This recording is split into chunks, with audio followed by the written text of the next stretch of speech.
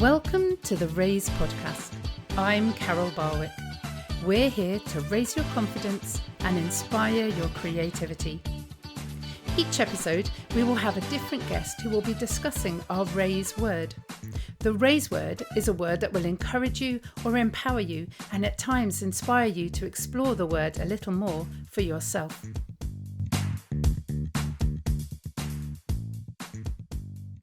Well, hello everybody and welcome to the Raise podcast. I'm Carol Barwick.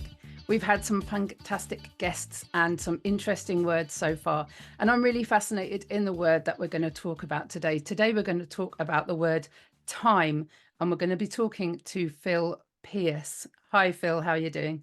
Hi, I'm really good, thank you. Are you?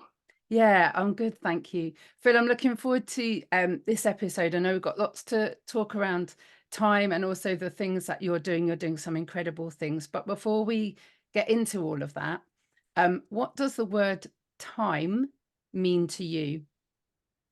I think it's meant different things throughout my life. Different parts of my life, it's meant completely different things. And now that I'm old, um, it's it's more of like when you hear song lyrics and it's about how we like time waits for no man, and all we have left is time, and it's just made me realize that I don't give enough time to my relationships, my friends, my family, and stuff like that.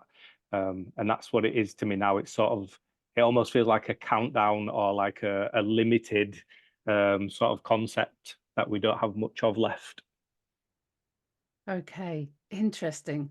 So, do you think our concepts of time changes through life then?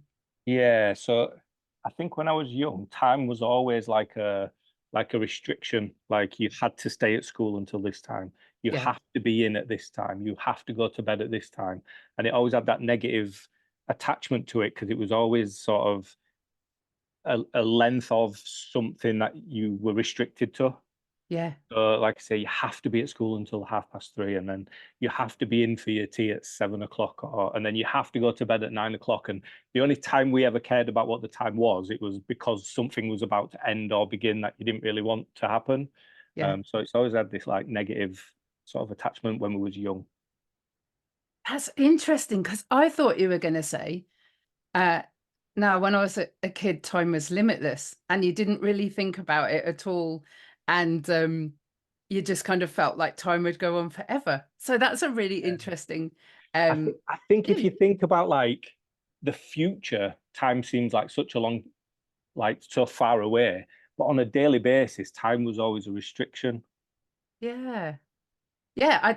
I agree. I just interested because I think people think that for children, as I said, time is like limitless, and also yeah, you have got limits that your parents or the people that look after you put on it, but still it seems to kind of last forever. Particularly if you're watching a television program that you really, really need to see the end of, because then you get to sing the theme tune. And like you really want to wait until right to the end. It doesn't matter that it's tea time. We've got to sing the theme tune and then we can go for tea Yeah, for tea afterwards. yeah. Um Interesting. Yeah. So you're really, really old. Yes. I think I'm really, really, really old then, which is great. And yet I would say both of us are really still in the midst of life and not at Yeah. that stage of thinking, my goodness, there's not much time left. When I was young, I always thought like, so I'm 40 now, and I always thought I don't want to get to 50 because at 50 I'm not going to be able to look after myself, and it felt really old, and it was just one of those of like I don't want to be in a position where I can't take care of myself. Yeah. So I don't want to get to 50. That's Yeah. that's way too old. You And now really, I'm at 40. Like there are restrictions because of injury throughout the yeah. years that I can and can't do. But like I'm learning new things now. Like we were just talking off air about I'm learning to play ice hockey, Yeah. 40, and like there's all these exciting things that I want to do, even though I'm almost 50, where I should not be able to look after myself at that point. Yeah, you see, you do really need to be extremely careful because, well, I see, I'm at the age where I can't remember how old I am. I think I'm going to be 48 this year. Right. So you see, and then the conversation before about the 50, can't look after myself. Hmm, not quite so Oh, happy, but I don't believe in that now. That was just when I was young. Like now, I'm completely against the idea of 50 being too old. But when I was young, it just felt like so far away yeah, that absolutely. yeah, Yeah, yeah.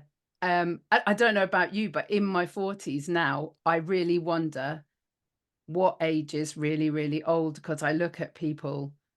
I don't think he'll mind me saying my dad's nearly 80. He's doing everything still. Like, so at what age do you really get old? And I mean, I think that's for another conversation maybe, but when it comes to yeah. time and then age, there's a definite kind of correlation, isn't there, I Oh think? yeah, definitely. And I think age is, I mean, I'm not going to do, age is just a number. It's more about how active you are. And I think some younger people will feel a lot older because they're either, again, you know, through illness or injury or whatever it is, but they're unable to do certain things that they could do when they were younger. Yeah. And then you've got other people who are a lot older that are active, you know, people who go for a walk after the dinner, you know, that's a concept I never heard of until I was dating a girl who was from like the countryside, and that's what they did after every meal. They'd all, as a family, they'd go for a walk around the village. And I just thought, oh wow, that's completely Nice. different. We'd just lay on the sofa and watch TV. So, yeah, so when different people come into our lives, you spend your time differently, don't you? And that's interesting that someone will like come into your life and say that let's do time differently. And how did it feel? What did it do to your time at that point when you were going out for a walk rather than just sitting on the sofa? It was, I mean, I'm not going to lie, it's not transferred over. I don't do it now that I'm Yeah, not in the countryside, but yeah. I think that also might make a difference. Of it was a nice walk, it was a nice Yeah. day, um, and I guess anytime you do that as a one-off, it feels like time well spent. Mm, But it's that whole.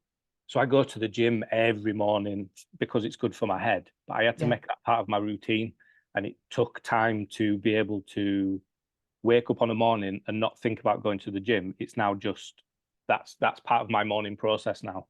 Yeah. So I have my own little routine. And I think you do have to invest a lot of time into something to make it that big part of your life. Yeah. And I think you nearly always hear that from people that go to the gym, people that go for a walk. I really didn't want to, but I'm so glad I did. It was time well spent.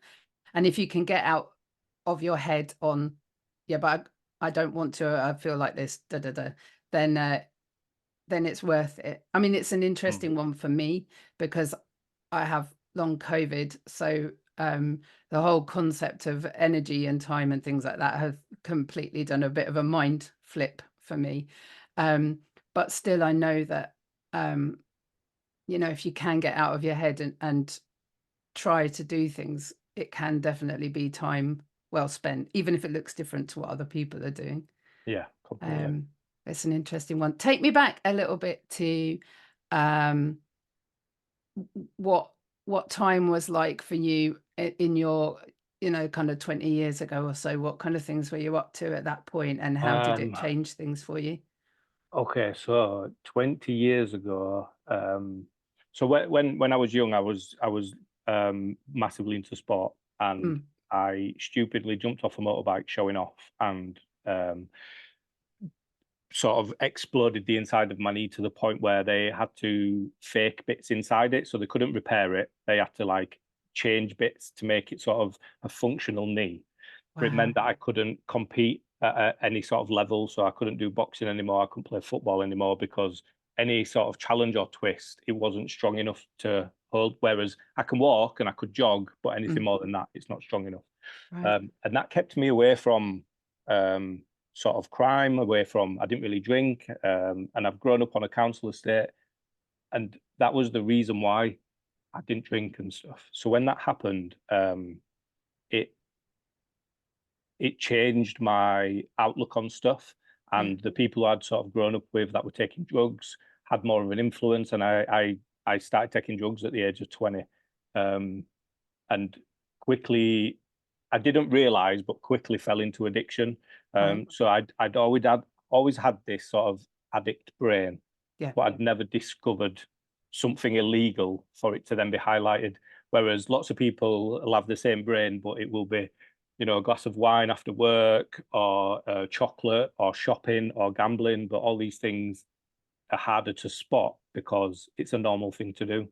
Yeah. Um, and it took 2 prison sentences and a conversation with a drug worker for me to realize that I had an addiction problem. Yeah. So all through my 20s, my time was spent sort of buying and selling drugs and taking drugs. And the concept of time for an addict isn't like, for example, I'd go to a house party and it was always explained to me as, oh, this is a visual thing, but I'll try and explain it. It was always Yeah. explained to me as, if 2 people go on a roller coaster and one is an addict and the other one isn't, little electrons in their brains will join together and be like, oh, this is fun, I'm enjoying this. And then the roller coaster ends, and the person who doesn't have the brain of an addict, their little electrons will stop sparking, and they'll be like, right, the ride's over, it's time to get off. Yeah. Whereas for an addict, it's like, I want to go again, I want to go Wow. again. The connection doesn't end, which means that your brain's always searching, telling you that you're still having fun. Yeah. So when you go to a house party and at 4, 5, 6 a.m. people are leaving, but then you're still there the next day, it's because nothing's telling you to go home. So a night out turns into 3 days. Yeah. And for me, that was normal. That's what we should do because, we're still having fun. Why would we go home if we're still having fun? Whereas for other people who didn't have the same brain sort of functionality as me, would have left when they started to feel tired, or when it felt like the owner of the house wanted them to leave. So they would understand that concept and Yeah. Yeah. just go Social. home. Yeah. Yeah. Yeah. That's fascinating, and that's really helpful. That's really helpful to understand. And so time, it sounds like it was very kind of bendy for you. Again, I'm thinking very visually. I think we both do that. But I think for a lot of people, it's quite linear, isn't it? And as you said, when you're a kid, you have your limits, so it's linear, and there's stop, bedtime, stop, wake up, stop. But for you, when you were an addict, it was a roller coaster, wasn't it? It Oh, sounds like, massively. Yeah, massively. And and you even couldn't get now, off. if I'm busy with work, I can't set myself a time to finish. I have to set myself an amount of work. Okay. So I won't say I'll finish at 10 and then I'm putting my computer away. It'll have to be, I'll finish editing this photo shoot, or I'll finish editing this video. Because if I don't do that, if I just turn my computer off at 10, all I'm thinking about is finishing what it was that I was doing. So I Okay. don't switch off. So there's no point me trying to do that, because I'm just wasting time then overthinking what I should have or could have been doing. Okay. So you set limits you've recognized that you need to set limits in a different way.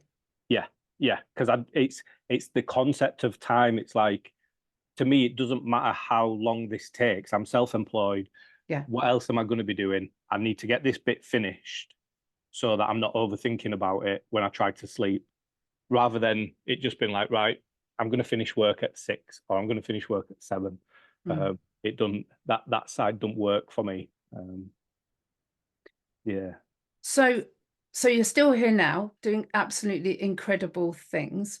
What made the difference? Because presumably your brain is still exactly the same. You are literally firing on all cylinders. I see it all over Facebook. It's incredible.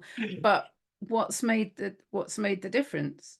Well, I would like to speak a little bit about prison at some point, because time's obviously different when you're there. But Yeah. being in prison and working with a drug worker, and them teaching me how my head works, meant that I could use the obsessive thinking, or just the way that my head works, as an advantage. Yeah. So I went self-employed, and I had to work. I was working 3 jobs because I couldn't get funding. I was new to the industry. So I worked one job to pay my bills, one job to fund the company, and then the third job was the company. Yeah. So all the work that we did there. But I've got a whiteboard that I keep looking at, and we had about 17 projects on that board. Some of them were active, some of them were at like planning stages, but I knew exactly what was going on with each of them. Yeah. And I'd be running sort of 6 or 7 projects on a daily basis for maybe 6 months at a time. And then as one was ending, you'd start another one. And I needed that because I can't, if one project was enough, I'd have just done one project. Yeah. But I don't think I would have been as successful because I wouldn't have been in people's faces as much. I wouldn't have been in people's, like in schools, posting about us and all the sort of positive feedback that we had. And then you get seen by people within the police and within the council and all the rest. And then they want to work with you because you're literally everywhere. And I'm a one-man show. So it's always me that's in the photos on other people's social media saying like, oh, we've been doing this today. We've been out in the parks. We've been playing football. We've been doing knife crime sessions, whatever it is. So it was just quite like an active few years, which sort of set quite a good basis for people and relationships around work and stuff. So tell us a little bit about the business and what you do now, because you've done an absolute 360 on what we were talking about when you were 20. So tell us about that. Yeah, and then we can go back a little bit to what happened in prison and stuff. Yeah, so the company I run is called Life Experience, and the basis of it is this is me, this is what I've been through. I'm not going to talk about smoking weed because I never did it. But if it is a problem that a school's having or a youth group's having or an area's having, I'll find the right people that have been through it, that it's caused problems for, and I'll coach them on their story and what because the audience might be different each time. So your story needs to be different. Not different as in you tell a lie, but there's more important bits of your story depending on who your audience is. Yeah, absolutely. So it's trying to get the right people in to deliver the right message, basically. But it's just grown so much, that I'm talking about that bit of my brain I always need to be learning stuff. So I got a studio when lockdown happened because we couldn't go into schools and deliver sessions. So I thought, let's get somewhere where we can record it, get people in, we'll have conversations, we'll send them to schools. Yeah. And then one of my friends was using it for photography. So then I saw some of the quality of the images and the video. So I bought a camera and I sat and I took a picture and I changed the setting, took another picture and worked out how it works.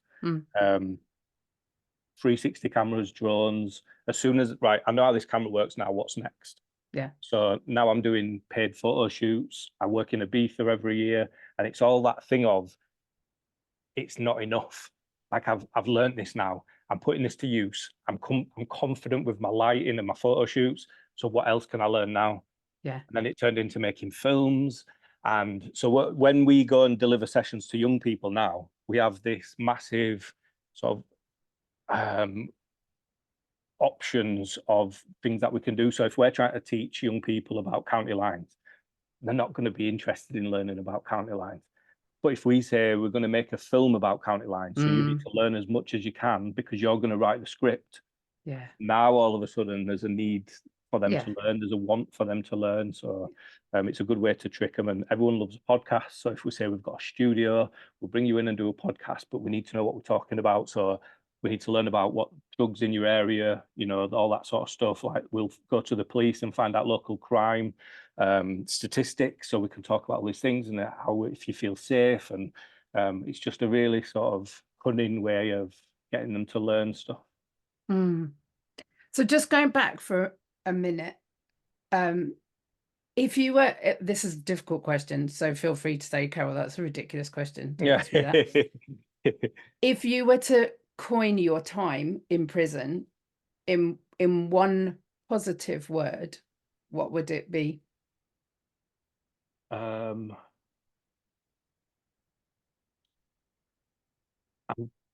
sort of bouncing between the word success.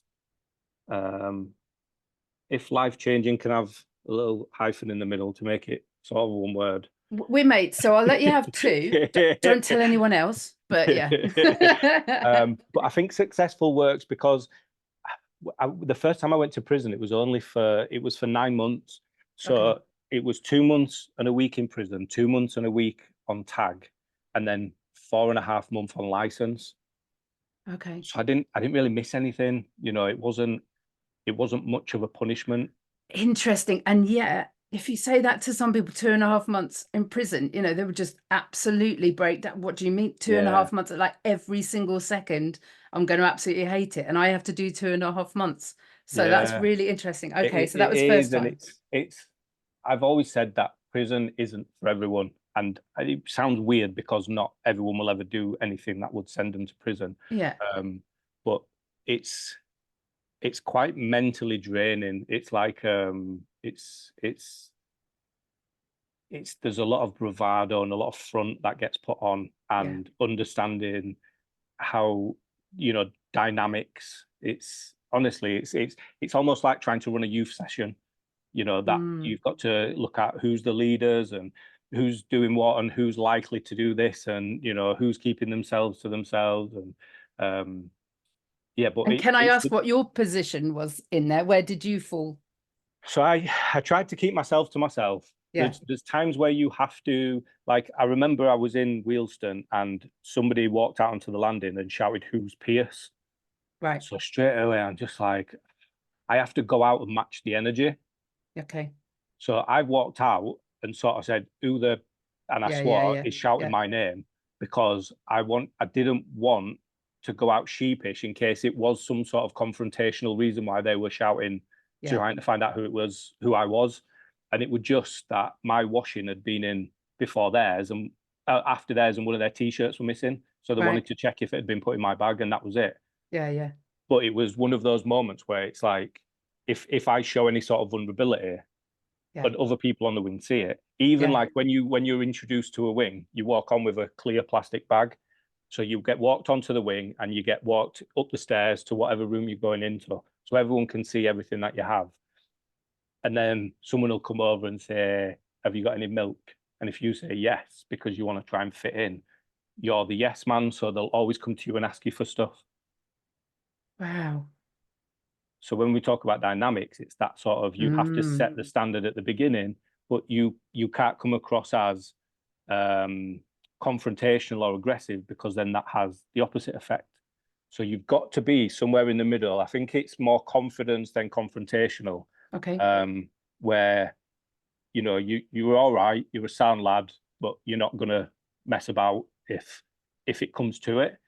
Um, but again, it's very difficult to, because you might have to act differently. I mean, we all act differently depending on who we're with. If Yeah. you're Yeah. Yeah. if you're with your partner's parents or your mates in the pub, you're going to be two completely different people, Yeah. two different versions of yourself, not different people. Mm. And it's the same there. You've got, you quickly see like who's friendly with the staff, and it is just a bit like fitting in at high school or something like that. So yeah, but it was the best thing that could have happened to me. There was a sequence of events where I was meant to go to a certain prison, and it was meant to be the best Cat D prison in the country. But when I got to reception, they kept saying the name of a different prison. That's not very good, and people always get kicked out because they're strict and all the rest of it. Mm. And when they kept saying that name, I said to the officer, I was like, "I don't want to go there." And me and this officer had like a few interactions. He was a really sound guy. He was called Mr. Brown. And he said to me, "You can either go back to your pad and wait 6 months to get to that one, or you can go there today and you'll be on your home leaves in 6 months." So I Okay. went there, bumped into a guy from Leeds, and this was out in Preston in the Mm. library. He told me if I lied about being an addict, I'd get put on the recovery wing, where you had a wooden frame bed, which might not sound like much, but them metal frame beds are horrendous. Mm. So you get a wooden frame bed with a wet room, so you have a shower and a toilet in your room. It's a single room. So I was like, Okay. "Oh yeah, yeah, I'll do that." So I lied about being an addict. Had to go to an NA meeting as part of living there. Everyone hugged and held hands, and I was just like, "This isn't for me." So I went to Yeah. the worker and told her I lied. I just wanted the nice room. And Wow. she sort of said, "Well, we've got an hour, so just tell me about your life before you came." And she's the woman who sat me down and said, "Are you serious?"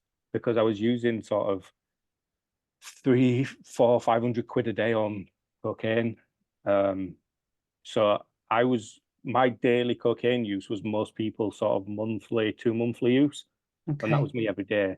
So all these little things happened that led to me ending up in that prison, sat in front of that woman and her telling me how my head works, which meant now I understand and I know how to use it for my advantage, which is why I'd choose a word like successful or, life-changing or because that's what it was. And I speak about prison in such a positive way because that's what it was for me. It was such a positive experience. And I don't know where my life would be now if I wouldn't have gone, because I'd probably have gone back to that same routine. So yeah, successful, I think, is what I'll choose. That's absolutely brilliant, taking time to listen to Phil today.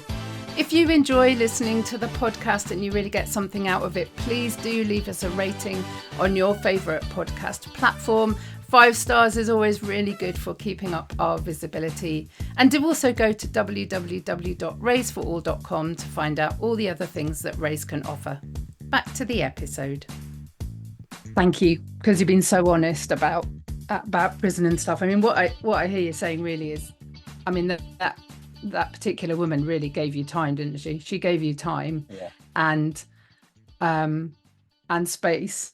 And it was actually there that you discovered that the lie that you'd told was actually the truth that you didn't realize you'd been hiding. Flipping it, that's deep. Wow.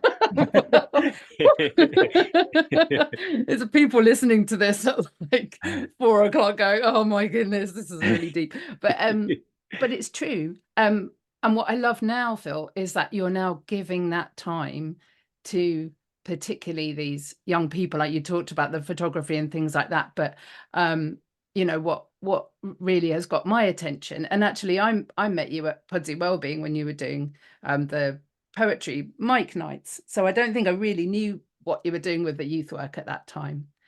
But the fact that you give time to these young people is so important. Tell me a little bit about that and what you do, and I mean, we'll put things in the show notes as to how people can access it, but no holds barred. Tell us all. I think I learned that the opposite of addiction is time and connection. It's not sobriety. It's not what you would think, because it's quite an isolating thing to be in, is addiction. So you give an addict some time and some connection, and that means the world of difference to them. And it's sort of just translated over to I don't charge for anything. I just give people my time. I teach people about podcasting and photography, and I do photo shoots for free.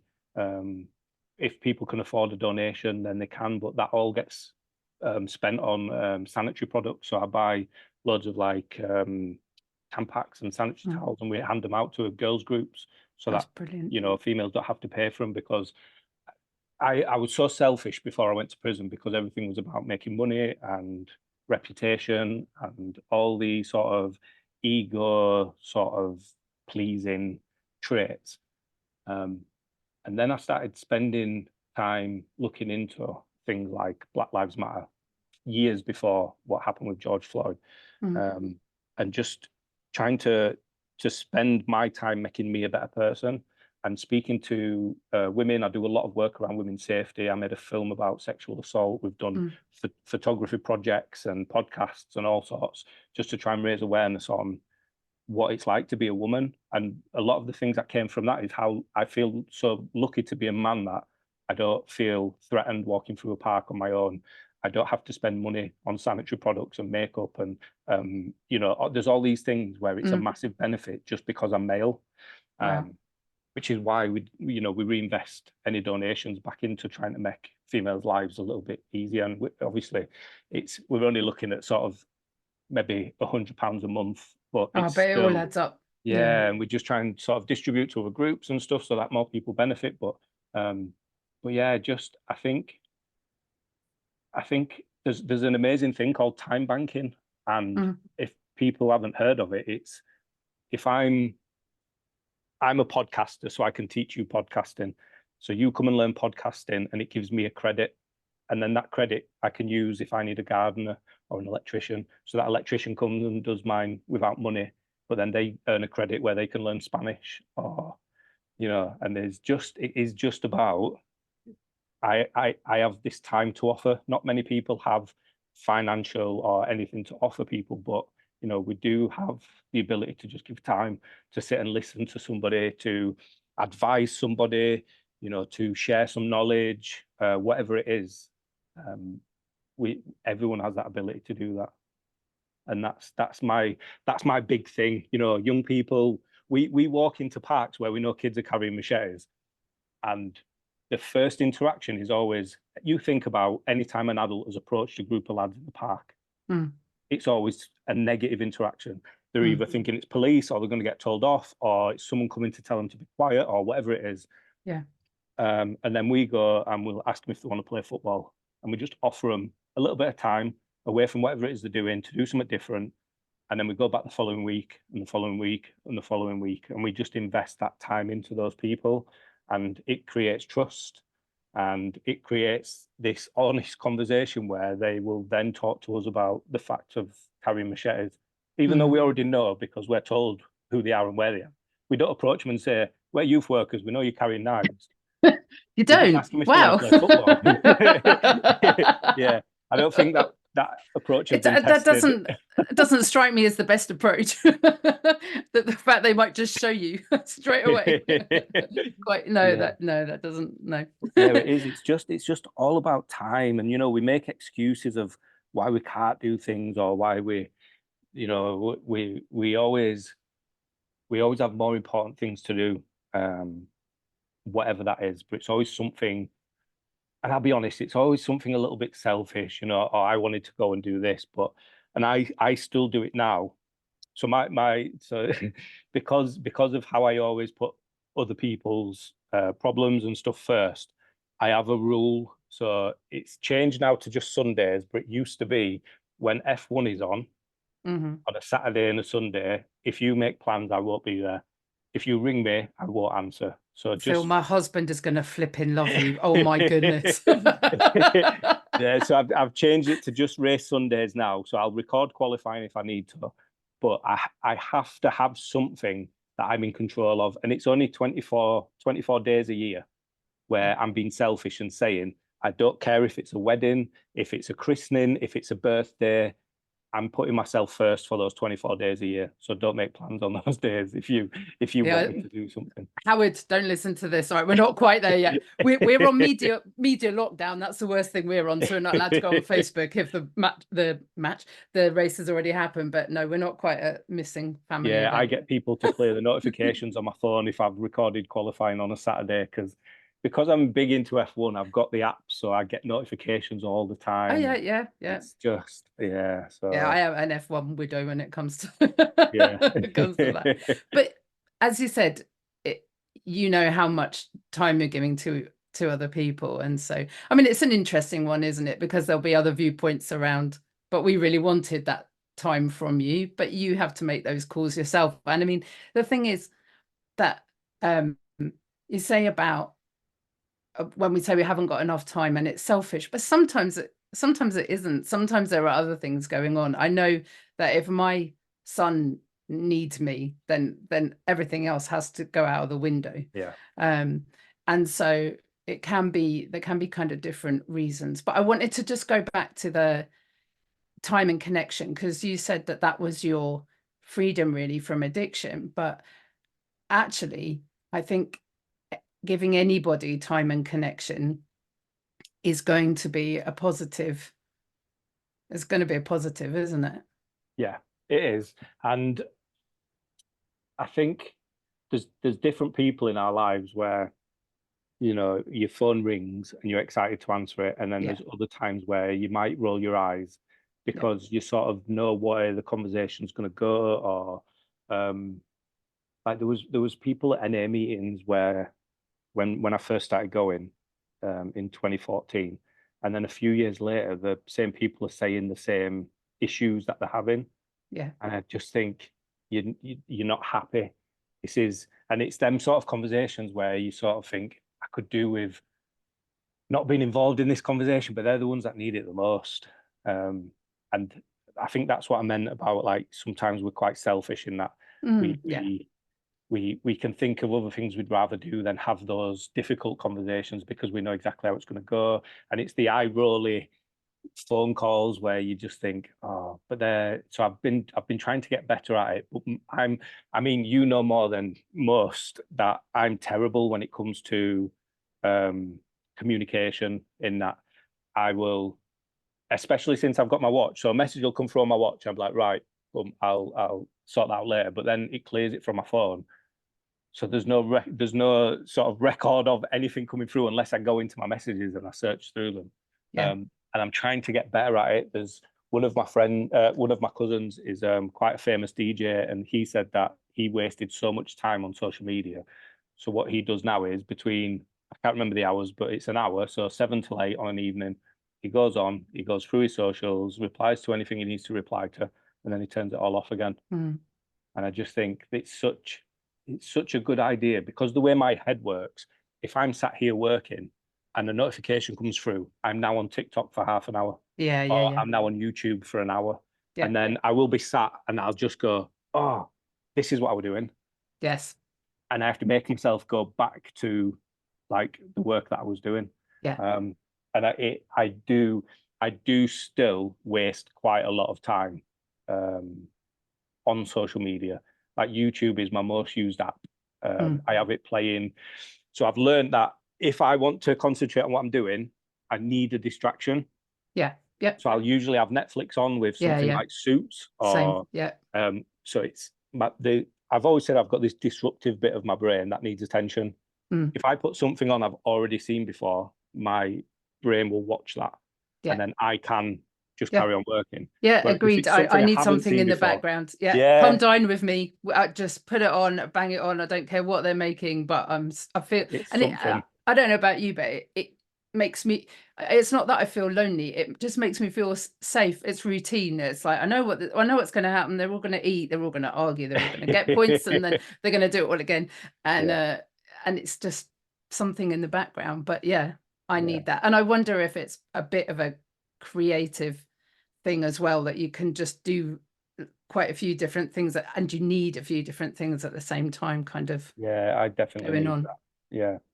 But then it sort of ruins some moments. Somebody asked if like, a lot of my friends and family tell me that I have ADHD. So is it ADHD, or is it an addict brain, or is there a very fine line between the two? Is it very similar in the way that they function? And I was asked if I was diagnosed with something that had medication, would I take it? And I think, like, I only get 3 hours sleep on a night. I don't sleep for any longer than 3 hours. So if I could fix that, but it meant that I wouldn't be as proactive through the day, like, I don't think I would take a medication that would stop me from being as functional as what I am, if that makes sense. Yeah, that's fascinating. Yeah, because there are downsides to it, but the upsides massively outweigh the sort of downsides for me. Yeah. And as we talked right at the top of the podcast, there are seasons, aren't there? So when you and I are podcasting at like 90 years old, and you're saying, I'm still going out to the park, playing with the young people and stuff, we'll be well chuffed. But no, there are seasons. And so it's great to have seasons where you're literally, as I said, firing on all cylinders, doing all kinds of things, giving all that time that you feel that you have to other people, keeping a bit for yourself. We talked about time banking, and then actually time blocking. So, I mean, there's so much that can be talked about when it comes to time, and it's so elastic, isn't it, in so many ways. But I think the core of it is making the best use of the time that we have, whatever that is, whether it's this hour now and how we're using it, or whether it's the rest of the day or the rest of this year, and being really intentional in using the time wisely, I guess, so we're not wasting it, because it is so easy to waste it. And Oh, I hear massively. totally on social media, it's everybody knows what an inherent waste of time it is, really, in the grand scheme of Yeah. things. Yeah, and that was the big thing about prison. Like you've got people who do just allow time to pass, but then you've got Mm, people who make the most or get education or we go into prisons now and run sessions where lads are signing on to it just to get out of the pads for an hour. But that's good because then we get them involved in whatever it is that we're doing. So they come for the wrong reasons, but then stay for the right reasons. And for my time in prison, so I went the second time I went, I got 40 months, so 40. So mm, I I made a chart on my wall and it had each individual days, and every day I'd cross one off. mm, And it was because that number was too big for me to understand in a sense of days. Like, if someone says £1 million, you don't know what that looks like. yeah. So 40 months worth of days, and it just at first it just didn't seem to budge. And if you imagine a chart with 1,000 squares and you've crossed two off, Mm, it looks horrendous. mm, So it was it was across a few A4 sheets. So I just put them all out of sight. So we were just doing one A4 sheet at a time, and yeah. we'd cross them off, and then you'd get to the end of that, and then you'd start a new one. But you'd leave that one up. So now this is outweighing the Yeah. ones without. Yeah. So you can see Um, the progress, but not the yeah, this is overwhelm. it. Yeah, That's wise. Yeah. Love and it it. would just, people like Christmas Day, spending Christmas Day in prison. Mm, Um, it was people, everyone there's in the same boat. So everyone was sort of like supportive of each other. But it was just the thought of what that looked like at home where everyone sat around the dinner table with an yeah. empty chair. Yeah. So although we're sat there feeling sorry for ourselves because we're the ones in prison, we don't Mm, think about how that translates out there, and we just think that everyone carries on with their life as normal mm, while we're stuck in there. But it wasn't the case, and the time I was away was time away from my family as well. mm. It was not long before my mum's birthday, so she spent 2 weeks in bed crying, which I found out afterwards. And Oh, gosh. there was all these little things that I didn't know were happening because Yeah. I was in prison, and then they come to visit and they brave face it and Mm, like, yeah, everything's good, and but obviously they don't want you to feel bad. yeah. So, but yeah, time in prison, it's completely how you use it. So if you Mm, are out of your pad doing education every day, them days are going to go quicker. But then yeah. there's people who do just sit and wait, and that is literally all they do. They just sit and wait for them months or years or whatever it is to end. Yeah. Um, it was And actually were you because in a cell on your own, Phil, or were you with somebody some else? of it in Armley there was two people in there. Mm, Which is difficult because, and we talk to young people about this, and I apologize if anybody's eating, but the word we always say, like, yeah, put your hand up if you've got a brother or sister, and then everyone puts their hands up, and you sort of say, imagine that when your brother or sister needs to do a poo, you have to go sit in the bathroom with them. They're like, mm, that's mm, mm, disgusting. mm. Like, now imagine that's not your brother or sister, it's a complete stranger you've just met. And Yeah. that bathroom is also your living room and your bedroom. So if you're sat eating your dinner Yeah. and the toilet's at one end and the Yeah. window's at the other end, you're sat eating while you can hear and smell everything that's happening at one side Yeah. and it has Yeah. to pass you to get out. And it's that was probably the worst thing about sharing Mm, like a room with somebody because there is no privacy. Um, yeah. And and did you help each other pass the time? Were there times where you could help each other pass the time, or was it harder because there were two of you in there? there were there was a TV with channels 1 to 4. So you'd buy a newspaper with a 3D Wow. mag and Not you'd even Channel circle. 5. Nope, you'd circle little things. So you'd Wow. have like a routine of we'll watch this. But then when there's gaps, we the lad who I was with, he was an Indian guy from London, and my family's Indian, so we had lots of conversations about sort of growing up and the similarities between our parents and things like that. Okay. So he was sound, and we got on, and what we'd do is if they unlocked our door for an hour, one of us would leave, the other one would use the toilet, and then just before the hour was up, the other one would come in and use the toilet. Okay. So we had sort of, but they didn't always unlock the door. Yeah. Some days you wouldn't get out of your pad all day, Yeah. so you'd Yeah. be locked up for 24 hours. So we were cool and we got on. And like I say, we had things that we did to pass time. Yeah. But even just the phrase passing time feels like we did it just to waste it. Mm. You know, Yeah. there was good conversation, so there was lots of like learning and, you know, so it wasn't, I don't know, does passing the time sound like a blasé, like, oh, it didn't mean much, but it made an hour go by. Depends, doesn't it? But yeah. Yeah, I think passing the time is a bit like that. It is just like you know, it's like just watching it go, isn't it? So it doesn't Mm. feel particularly intentional or purposeful. It's just like, right, well, it's your cross on the calendar, isn't it? Yeah, it is, yeah. And I think, I mean, I think that's one of my ideas about prison. That's what I've always thought, is that that's what it's like, that you're literally just like, what am I going to do? What am I going to do? I think that's Yeah. my fear of ever going to prison, is I would not know what to do with myself, There's apart so from maybe many, writing a musical on the well, wall. this is it. There's so many creative people in prison, and I don't Yeah, know I if they bet. are creative people who are in prison or they are prisoners who become creative Okay. because there's not much else to do. But Yeah, some of the artwork, some of the poetry, I you know, bet. honestly, there's a magazine called the Inside Times, and they just publish like prisoners' work, and some of it's amazing. Some Yeah, I of it's bet. amazing, and it's frustrating because I I can't scroll past like most Facebook um, statuses where it'll be like the Evening Post, somebody's been arrested, and then the comments, and I just think like that's just somebody who needs help, and Mm, what they don't realize is I was that person, and now I'm probably in their child's school mm, talking to their children about the realities of prison and why not to go.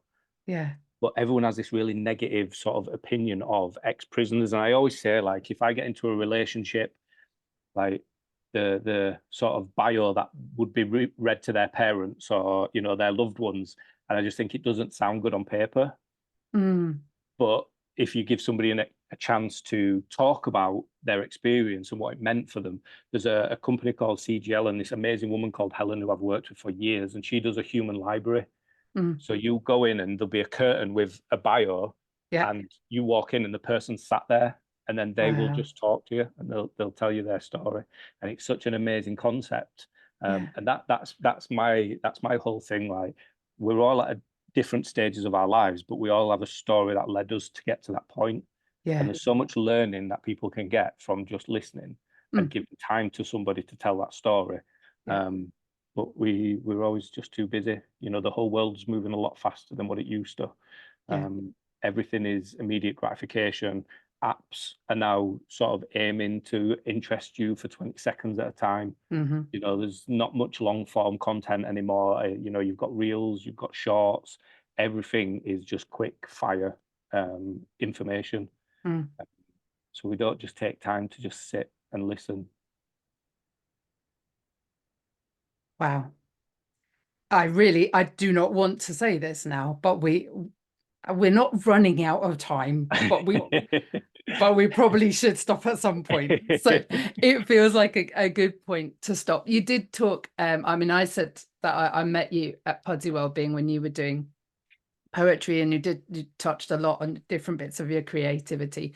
So what we might do is pop a poem at the end. So I'll let people know if we're going to do that. Yeah, But we've got two different things to do finally. One is we always do a bit of a challenge for people listening. And really, I think it's a case of pick a challenge, isn't it? Do you want to give someone time and connection? Do you want to get off social media and do a bit more time blocking? yeah, There's so much, but I think actually the most important and responsible thing to say is, if anything that we've talked about has resonated with you, if you think that you might be an addict or heading towards it, or if you live with or work with someone who's addicted, we will put notes in the show notes about how to get hold of people. Don't do it alone. And if you know that there's someone that would give you time and connection to talk it through, go and talk to them. Reach out to Phil. Definitely. And you can message me and I'll signpost you to the right people. But I think all we've talked about today, it's important to really highlight that. So anything else on that, Phil? Because obviously you're the voice on no, this. just you know, people are struggling with different things. People with addiction are just struggling with something that they can't control. So see them for the human that they are, and not the addict that presents itself. That's brilliant. Okay, so the final thing that we have to do is I always write a little poem. I do it off the cuff. So if you just give me a couple of seconds to get my head going. Ooh, I'm excited for this.